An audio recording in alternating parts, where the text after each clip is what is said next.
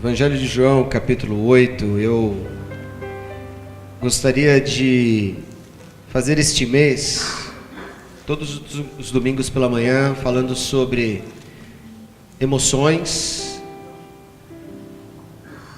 que danificam a nossa alma. Será uma série de mensagens que eu quero trazer com você durante este mês de outubro. E eu creio que trará um tempo de ensinamento para as nossas vidas. Amém? Evangelho de João, o capítulo 8, a partir do verso 1, diz assim: Porém Jesus foi para o Monte das Oliveiras, e pela manhã voltou para o templo, e todo o povo vinha ter com ele, e assentando-se os ensinava. E os escribas e fariseus trouxeram-lhe uma mulher apanhada em adultério. E pondo-a no meio, disseram-lhe: Mestre, esta mulher foi apanhada no próprio ato, adulterando. E na lei nos mandou Moisés que as tais sejam apedrejadas.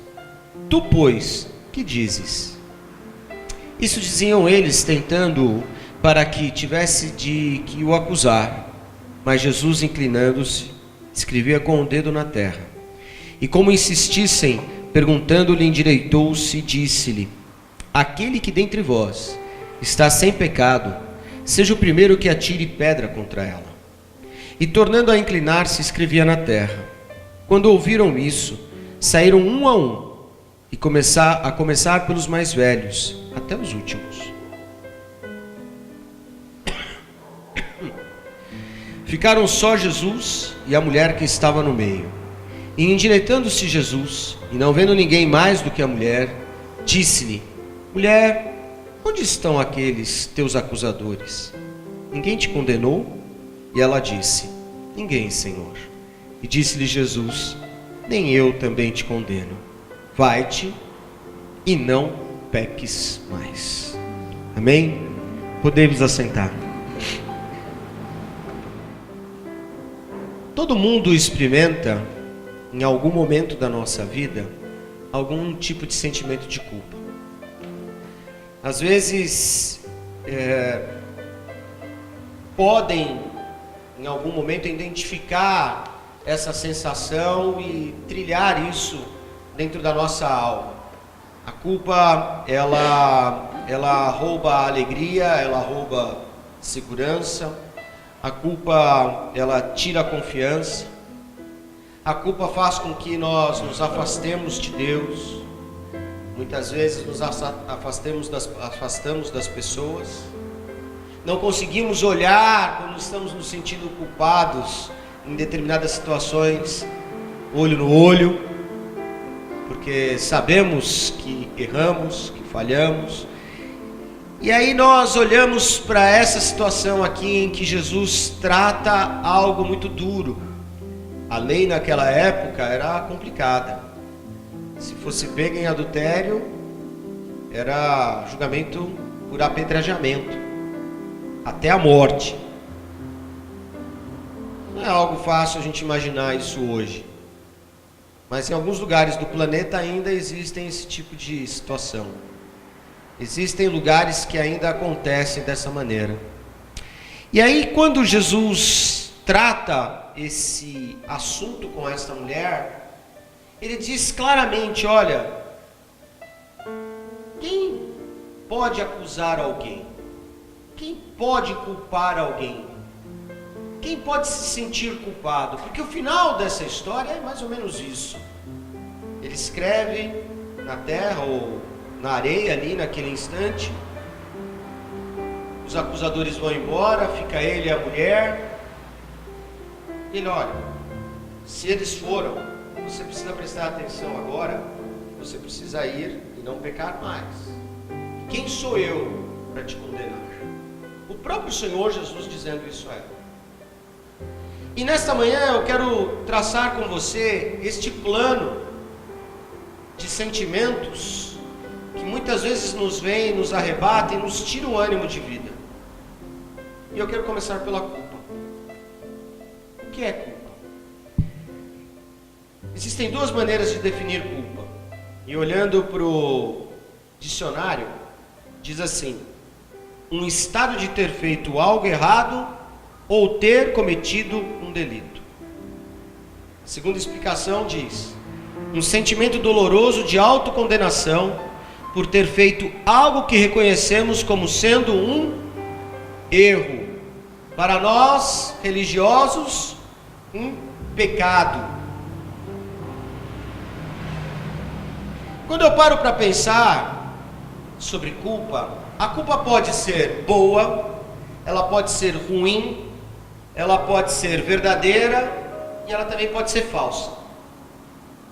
Por quê? A culpa boa é aquela que nos faz pensar em corrigir e em diante de Deus nós pedimos perdão, nos arrependermos e continuarmos a nossa vida sem ter os mesmos erros. A culpa ruim é o pensamento errado que nós temos, é o pensamento que nós mantemos na nossa vida e continuamos errando, e a culpa ela vem insistentemente falando o seguinte: olha, você já está no erro, continua no erro, você já é culpado mesmo e por aí vai. Essa é uma culpa ruim. Existe a verdadeira culpa, que é o sentimento doloroso que a gente acabou de falar, que é um resultado de algo errado, mas que é verdadeiro e que precisa ser consertado. E o falso, quando nós recebemos uma culpa que não é nossa. E aí eu quero traçar algo com você nesta manhã. Algumas coisas que são interessantes para que você possa entender. Primeiro, as consequências da culpa. O que a culpa traz em nós? O que a culpa propõe para as nossas vidas e que nos faz perder o ânimo? Primeira coisa, nós temos o medo de sermos rejeitados, e principalmente por Deus. Amados, a culpa vem sobre as nossas vidas e a gente se sente rejeitado, porque no meio da situação onde nós estamos nos sentindo culpados, a gente se sente rejeitado.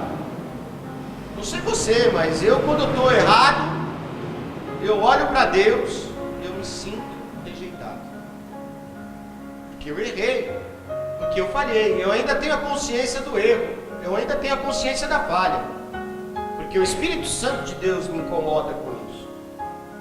Eu me sinto rejeitado naquele momento, no momento do erro.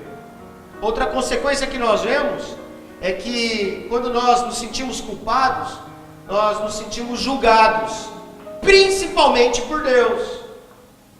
Principalmente porque durante anos, e como aconteceu com esta mulher adúltera, ela foi julgada pelas pessoas. O pior julgamento que existe é o julgamento das pessoas sobre as nossas vidas. E o pior julgamento das pessoas sobre as nossas vidas são aqueles julgamentos que são usados com a palavra de Deus para nos julgar, para nos culpar cada vez mais. Ah, você errou, você está prestando atenção no seu erro, você é culpado, e Deus vai te castigar por isso. Não sei você, mas eu passei muita parte da minha vida, principalmente no começo do meu ministério, em que eu tinha um grande pastor, ele era um grande pastor, ele era meu líder na época, e ele fazia com que a gente se sentisse jogado ao pó, mas não da forma boa, da forma ruim, porque ele realmente pegava pesado, usava a Bíblia para dizer coisas duras. Até o dia que eu cheguei para ele e falei assim: olha, pastor, o senhor é meu amigo, eu te amo tanto, mas a forma que o senhor fala me dá vontade de nunca mais vir à igreja, de nunca mais frequentar este lugar. Eu não acredito que Deus seja assim. Eu não acredito que a graça nos providencie isto. Sim, a graça me liberta, a graça me faz sentir remorso do erro, do pecado, mas também buscar o arrependimento. Do jeito que o senhor faz, eu vou achar que Deus vai me fulminar no dia seguinte, que Deus vai me destruir no dia seguinte, que Deus vai mandar um raio na minha cabeça. Eu não acredito que Deus seja assim. A gente teve longas discussões sobre isso. E ele já tinha uma certa idade. Quando a gente vai ficando com uma certa idade, a gente vai ficando mais teimoso, não é não? Sim ou não? Eu acho que a gente fica complicado de se lidar. É difícil nós mudarmos. É difícil nós acreditarmos em coisas novas que até mesmo o Espírito Santo de Deus nos dá para a gente aprender. E aí eu paro para pensar que quando nós somos julgados e nos sentimos mais culpados do que o normal, isso vai trazendo um problema sério para nós. E sabe qual é o problema que eu vejo logo em seguida? A gente fica ansioso para arrumar a situação. E a gente não consegue arrumar a situação, porque a culpa é maior, porque o julgamento foi maior sobre as nossas vidas. Preste atenção, Deus te ama, meu amado, e o que mais lhe interessa para a sua vida é que você se arrependa sim do erro e do pecado, mas que você seja livre dele e não preso a ele, e não preso à culpa. Porque quando nós somos presos às culpas das nossas vidas, já se torna demasiadamente pesado. A nossa vida já é pesada, meu amado.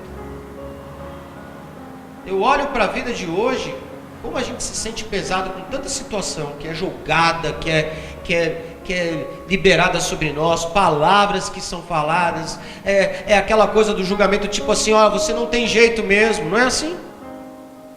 Quem já ouviu falar que não tem jeito? Você já ouviu, pastor? Eu já ouvi várias vezes. Você não tem jeito. Você não muda. São as culpas que são lançadas sobre as nossas vidas. Eu mudo sim, amado. Eu mudo porque Cristo está na minha vida e eu quero me parecer com Ele. É isso que é a liberdade. Outra coisa que nos faz, a culpa é ter uma mente dividida. A gente se divide entre o bem e o mal. E aí entra a história do Yang. Quem já viu o Yang? Alguns mais novos lembram do símbolo do Town Country, aquela roupa, que é uma bola, que ela é dividida no meio, branca e preta. Na branca tem um pontinho preto e no preto tem um pontinho branco, justamente para demonstrar que há a possibilidade de mudança entre bem e mal. Nós não acreditamos nisso, amados. Nós acreditamos no bem que as pessoas podem sim serem recuperadas, serem transformadas, serem saradas, serem curadas. E a culpa gera isso na gente. Gera o ponto de nós ficarmos com a mente dividida e esquecermos que nós podemos ser libertos pelo sangue de Cristo. Que nós podemos ser libertos destas culpas, destas transgressões. Mas a mente fica dividida. Ela pende, e normalmente ela pende sempre para o lado ruim, sempre para o lado complicado. Por isso nós temos que entender que quando nós estamos em Cristo, a nossa mente, como diz o apóstolo Paulo, precisa ser levado cativo à mente de Cristo, para que não haja nenhum tipo de pensamento dividido, para que não haja vontade de errar, pecar e falhar, mas que haja sim a vontade de se sentir liberto. Eu acho que um grande problema hoje da igreja cristã é se sentir liberta. Liberta do mundo, liberta dos erros, liberta dos pecados, liberta das prisões. Eu acho que esse é um grande motivo que nós devemos parar para pensar um pouquinho. A nossa mente fica presa às coisas que nós provavelmente entendemos e compreendemos como é o certo ou o errado. O certo é a Bíblia, o errado é o que está lá fora. O certo é o que nós aprendemos como princípio de Cristo na nossa vida, não como as pessoas pensam lá fora. E é por isso que nós ficamos com a mente dividida. É por isso que nós acreditamos em tanta baboseira. Outra coisa que eu vejo é que quando nós nos sentimos culpados, a consequência dela é ter uma sensação de insegurança. Nos sentimos inseguros. Não conseguimos ter a segurança de mudar a situação, de propor uma solução diante de Deus, de sair daquele momento ruim e de falar assim: eu estou firme em Cristo. Tem um texto que eu acho fantástico do apóstolo Paulo, que é a armadura de Deus, que está lá em Efésios capítulo 6. E ele diz em determinado momento ali, olha, você precisa se sentir inabalável. O que quer dizer isso? O que o apóstolo Paulo queria falar com isso? Ele, pelo Espírito Santo de Deus, ele queria falar o seguinte, para mim e para você, ó, existe um Deus que está contigo. Então não importa a situação que você esteja passando, não importa o momento que esteja difícil, complicado, Deus é contigo. E se Deus é contigo, vá firme, acredite, não desanime, lute, batalhe, porque Deus é contigo. Fique firme na presença do Senhor, é isso que Ele quer dizer. Você vai se sentir cansado, você vai se sentir ansioso, às vezes se sentindo culpado, e isso vai te gerar insegurança. Será que eu vou conseguir? Eu gostaria que você dissesse para a pessoa do seu lado assim: você vai conseguir. Outra consequência que eu acho ruim da culpa é que a nossa oração fica prejudicada. A nossa oração fica completamente prejudicada quando nós nos sentimos culpados. Parece que não sobe do teto, não passa do teto. E aí, amados, eu quero dizer algo para você. Esse é um dos pontos que Satanás mais gosta de fazer: impedir você de falar com Deus, impedir de você chegar diante de Deus, até mesmo pedir perdão do erro. Se ele é verdadeiro, pedir perdão deste erro verdadeiro. Satanás usa isso para destruir a sua oração. Mas eu quero lembrar algo a você: a oração de um justo muito pode em seus efeitos. Quando você abrir a sua boca, pedir perdão e for um arrependimento genuíno, Deus trará perdão sobre a tua vida e a culpa cairá no nome de Jesus Cristo. E esse sentimento ruim, ele vai passar. A culpa pode te levar à depressão. Sabe aonde eu vejo isso? Muito. Quando nós vamos aos velórios da nossa vida. Eu vou falar pelo velório físico. Quando morre alguém, e aí aquela pessoa que se sente culpada de não ter feito algo por aquela pessoa que estava ali, ou deixou de fazer algo por aquela pessoa que estava ali, e ela se debruça em cima do caixão e começa aquele desespero, o choro, às vezes o grito: por que você foi? Não era a hora.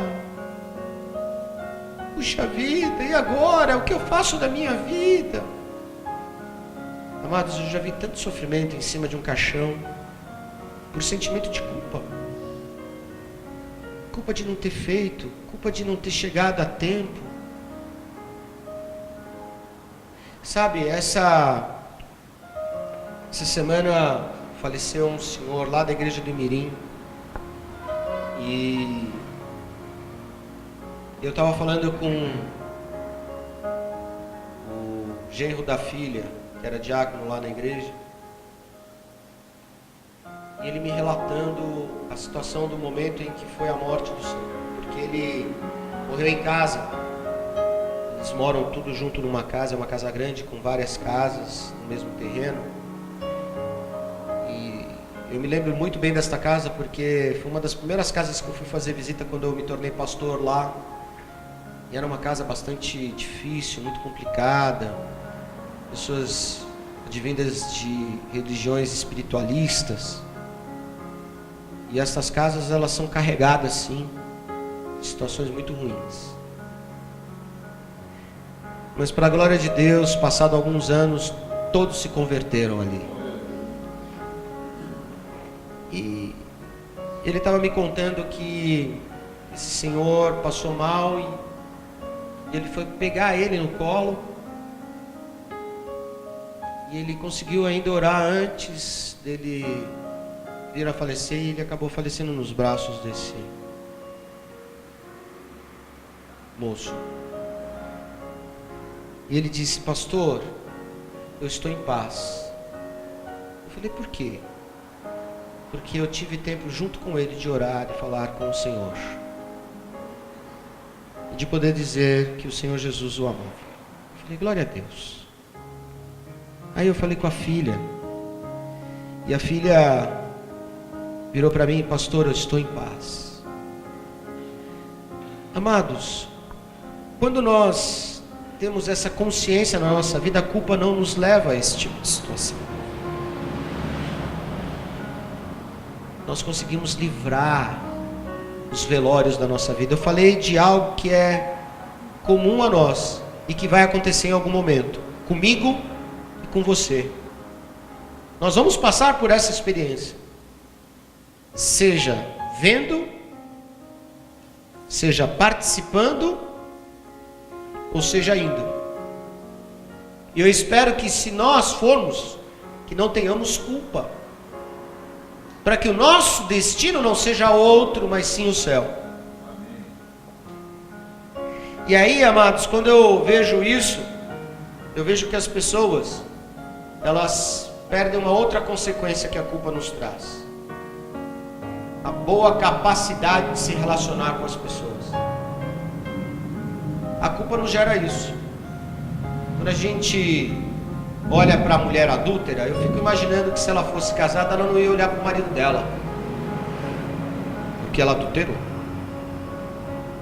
porque ela pecou contra Deus e contra a pessoa. Ela errou contra Deus e contra aquela pessoa. Afinal de contas, ela tinha assumido um compromisso com o seu esposo. Afinal de contas, se está dizendo que é uma mulher adúltera, é porque ela era casada? Creio eu.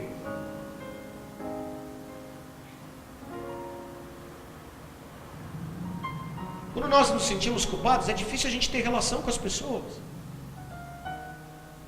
Eu, quando piso na bola com a Patrícia, em algum momento que eu falo alguma coisa que ela não gosta, não é fácil depois. Até porque a Patrícia também não é fácil. Ela vai martelando até a hora que eu vou lá e peço perdão e desculpa. Mas enquanto eu não peço perdão e desculpa e eu sou teimoso, eu vou remoendo, mas eu faço ela remoer também. Como é duro isso, amados. Para que a gente precisa demorar tanto para ir lá pedir desculpa? Para que a gente precisa fazer isso? Por que a culpa nos leva a esse tipo de relacionamento destrutivo, maldoso, cretino, impiedoso, dolorido? E as pessoas são assim hoje, quando elas carregam esse tipo de culpa. Elas não se relacionam do jeito que devia se relacionar. Dificulta esse momento bom. E sabe o que mais? A culpa faz com que a gente traz o passado, um ruim passado, para o bom presente de um bom relacionamento. Porque normalmente a culpa faz com que a gente traga à tona coisas que fez muito mal às nossas vidas. Aí a gente fica lembrando, remoendo as situações. Você fez isso, viu, Luiz? Lembra? Ah, Maria!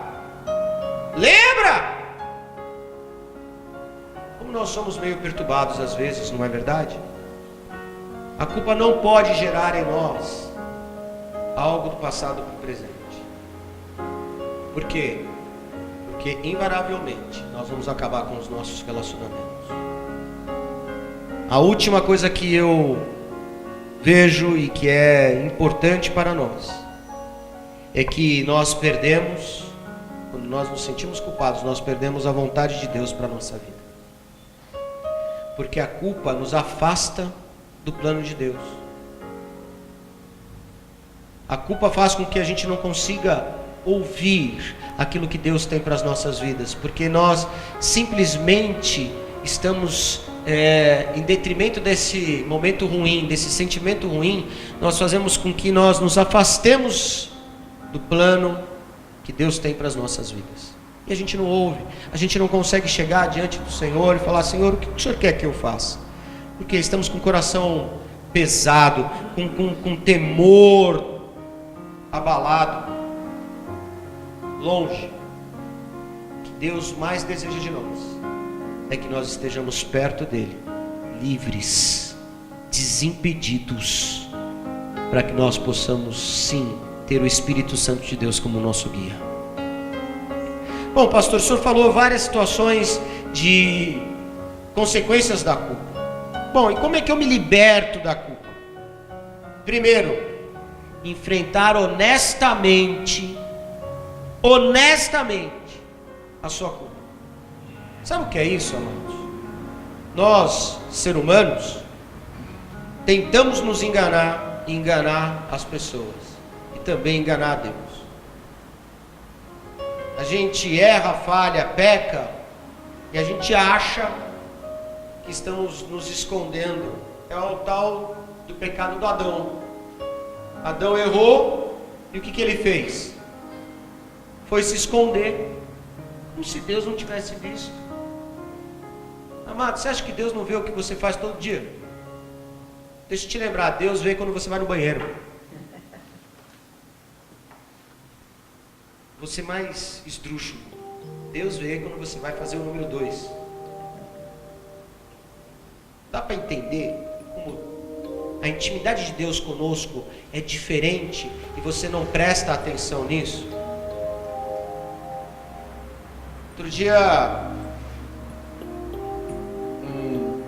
um rapaz que eu ganhei para Jesus, ele postou algo no Facebook muito engraçado, que o cúmulo da intimidade é o casal quando ele vai para o banheiro e um consegue estar na mesma presença quando faz o 2. Cada um é cada um, não é? Mas vamos pensar que esse seria talvez o grau máximo de intimidade. Eu não vou falar para não aparecer na gravação.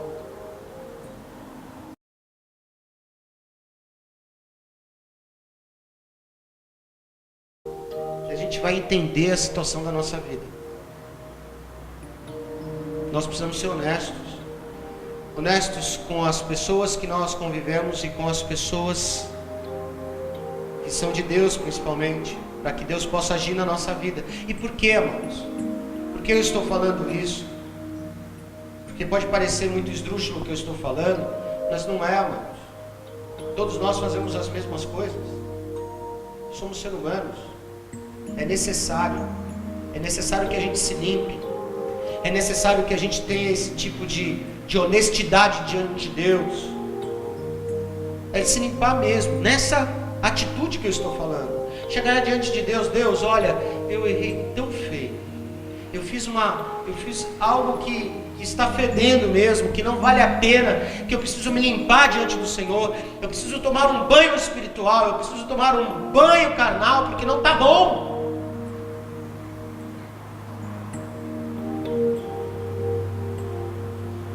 A Bíblia fala sobre sepulcros caiados, pessoas ruins, fedidas pelo pecado, pelo erro, pela culpa. Você precisa enfrentar os seus sentimentos de forma honesta. Você precisa ser honesto, sincero, reto diante de Deus e diante das pessoas. Eu não tenho medo de pedir perdão, amados. Posso até demorar um pouco, mas eu peço perdão. Peço perdão, muitas vezes eu já pedi perdão aqui a vocês. Olha, me desculpa de ser um pastor ainda que deveria talvez melhorar, que deveria estar melhor diante de vocês. Como eu gostaria de ser um pastor mais presente. É um sonho que eu tenho trabalhado para isso, amados, porque eu sei que falta homens e mulheres que possam se dedicar à vida das pessoas. É necessário isso hoje, porque as pessoas precisam. Ou você acha que Deus permitiu que existissem psicólogos, psiquiatras? Por quê? Porque a humanidade a cada dia está quebrando sua mente. Eu sinto esse peso. Eu queria poder ter essa oportunidade um dia, quem sabe. A gente precisa ser honesto. Você tem sido honesto? Você tem sido honesto com a pessoa que está do seu lado? Olhe para ela. Pergunte, você tem sido honesto? Tem. Segunda coisa importante é você identificar os sentimentos de culpa, a causa deles. As raízes, aonde começou. Quando a gente fala sobre adultério, por exemplo, que nem é o caso da mulher adúltera, no caso do homem é só de olhar, no caso da mulher é de ouvir, ser tocada, não é assim? A mulher sente falta de carinho. Para chegar a esse estágio de errar, adulterar, é nesse sentido. O homem não precisa muito. O homem precisa hoje de uma roupa apertada, de uma insinuação, e é o que mais está fácil na rua hoje. Eu tenho um grande cliente que é dono de um dos maiores bordéis de São Paulo. Compra imóvel comigo há anos. Ele me conhece desde quando eu nasci. Ele não tem só esse negócio, ele tem outros negócios. E ele gosta muito de mim, amados, porque eu nunca pedi para ir lá, graças a Deus.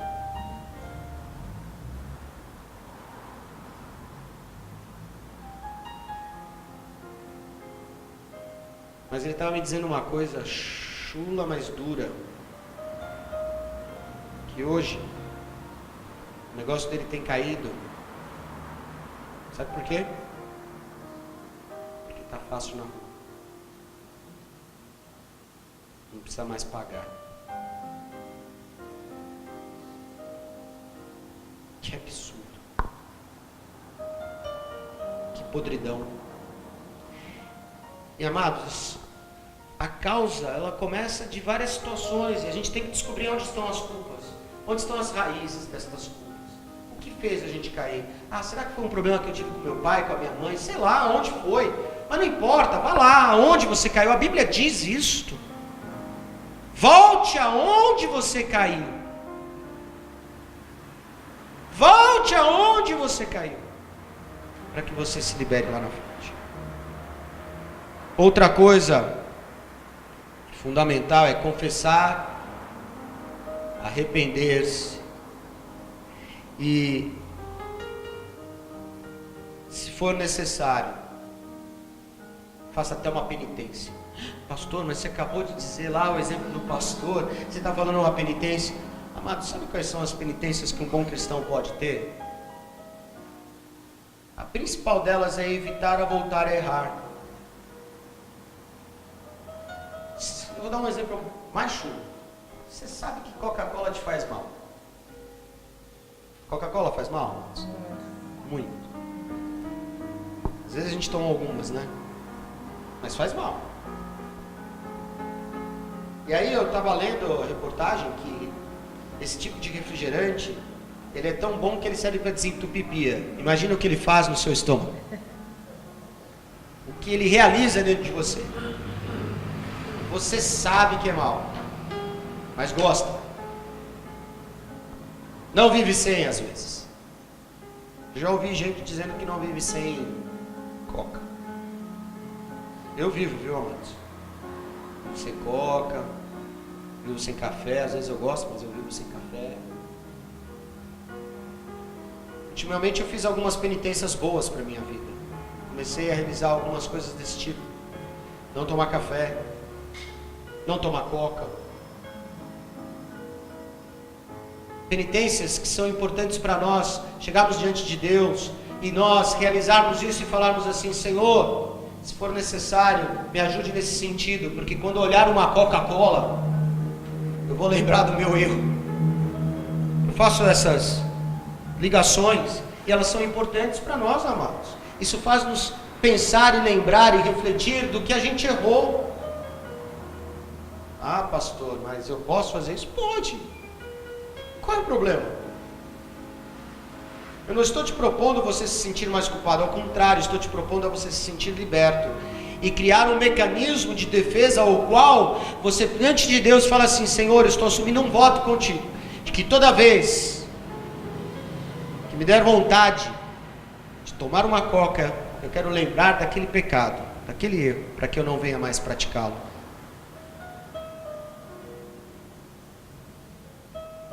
Amados, hoje eu tenho orgulho de poder dizer algo. Não sei amanhã, mas hoje eu posso dizer que quando eu saio com as pessoas que eu trabalho numa região que tem pessoas bonitas trabalhando, que é lá na região do Shopping Morumbi. Eles ficam toda hora: olha, olha, olha, olha, olha, olha que mulher bonita, para não falar as outras palavras.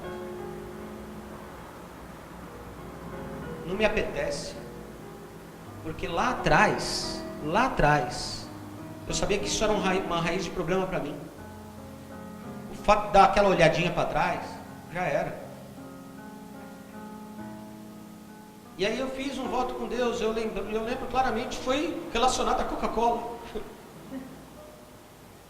Senhor, toda vez que eu tiver vontade de coca, eu vou lembrar desse problema, porque eu não quero mais, eu quero ser lembrado, eu preciso ser tratado nessa área, eu quero me arrepender dos meus erros, eu quero me arrepender das minhas situações ruins, eu quero tirar toda a culpa do pecado da minha vida. Meus amados, eu não olho, eles ficam até tirando sarro de mim, glória a Deus que tiram sarro de mim, porque eu não quero olhar mesmo. Eu tenho vontade, eu tenho uma bela esposa dentro da minha casa, eu amo minha esposa, eu desejo por ela. É assim que eu quero. Dizem aí os estudiosos que o homem, bom homem valoroso, é aquele que consegue amar sua mulher todos os dias, a mesma mulher. Não é assim? Amados, é verdade, isso é tão gostoso. Eu sei que ela é chata, mas às vezes a gente tira a chatice. Eu acho que vem um chipzinho na mulher que é assim. É. Eu acho que se também não tiver a chatice, a gente não vai ter emoção na nossa vida. Tô errado, Luizinho? Você que é novo, casado? Aí ele dá risada, já tá sabendo como é que é. Fico imaginando o Alex ano que vem. Tem jeito. Nós também somos chatos.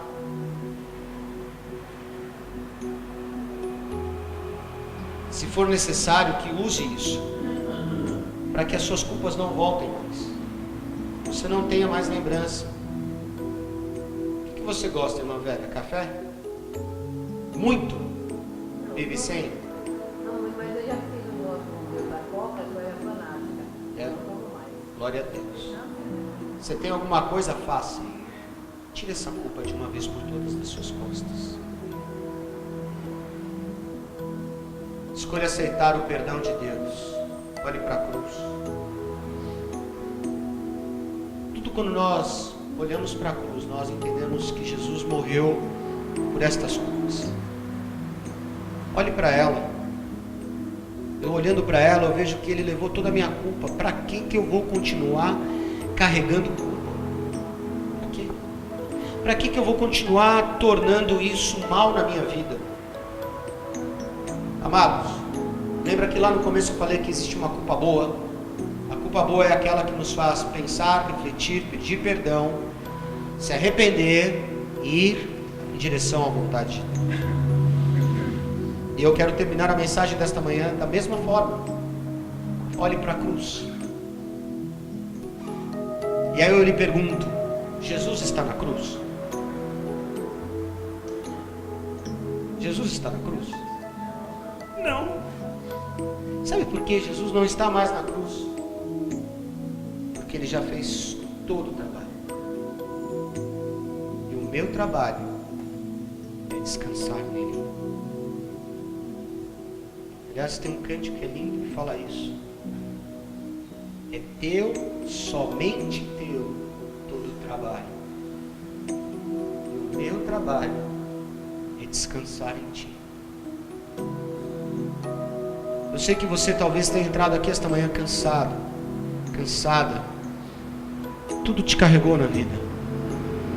Mas quando eu olho para a cruz, eu vejo que a cruz só me lembra de um fato: que Ele não está mais lá, que Ele morreu pelas minhas culpas, que Ele tirou este peso das minhas costas, e que eu posso sim viver um Cristo ressurreto, que me deu vida e vida com abundância. Nessa manhã, tire as culpas. Olhe de frente para as coisas. Olhe de frente para as pessoas. Olhe nos olhos das pessoas. Porque é muito difícil quando a gente sabe que uma pessoa não consegue te olhar nos olhos, é porque ela é carregada de culpa. Você gosta de pessoas que não olham nos olhos? Eu não gosto. Você pode estar o maior culpado da situação, mas olhe nos olhos da pessoa e fala: me perdoa em nome de Jesus. Eu quero viver livre do pecado, eu quero viver livre do erro. Nesta manhã faça isso agora. Faça de uma maneira em que você entenda que você não tem mais culpa. Ah, pastor, como assim não tem mais culpa? Não tem. O sangue de Jesus te livrou. A graça te libertou. Quando ela acontecer, vá diante do Pai e vá diante de quem seja necessário for e peça perdão. A culpa não pode ser carregada por nós, porque você invalida o sacrifício de Jesus na cruz. É muito duro isso. Eu não quero isso para a minha vida, e tampouco para a sua. Nesta manhã, Senhor, eu peço a Ti perdão dos meus erros, dos meus pecados. Eu me arrependo, Pai, de ainda ter falta e sentir falta, de tantas consequências que a culpa me propõe. Nesta manhã, Paizinho, me livra delas, que eu me arrependa todos os dias. Confesse a Ti, Senhor, mesmo que eu use boas penitências, ó Pai, para que eu possa lembrar que é necessário viver em paz. Me ajuda, Senhor, a ser melhor com a minha esposa, com os meus filhos. Me ajuda a ser melhor aqui, Senhor, na comunidade, no meu trabalho. Me ajuda a ser melhor, Senhor, com os meus amigos, com os meus irmãos, com todos. Em nome de Jesus eu peço a Ti, Senhor, derrama sobre nós esse bálsamo de perdão. É o que eu quero Te pedir e Te agradecer. Em nome de Jesus. Amém. Vamos praticar?